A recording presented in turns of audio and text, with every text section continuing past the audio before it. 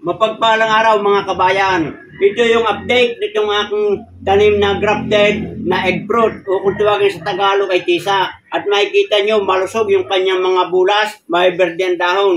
At ito ay nasa mahigit ng 1 taon at kalahati. At ito pag inilipad ko sa malaking paso, mga kabayan ay pwede na itong bumunga. Ito 3 to 4 years, nagkakaroon na siya ng bunga. At ngayon natin babawasin. Ito yung mga dahon, may mga isira, ng mga uod o insekto para mas lalong magandang tingnan. At ito ilalagyan ko rin ng mga organic pataba para ito madali siyang magkaroon ng bunga kahit sa paso.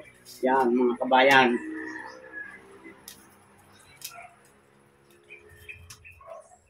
So yan mga kabayan, mas yung mabuti ang puno, matanda na, malalaki na.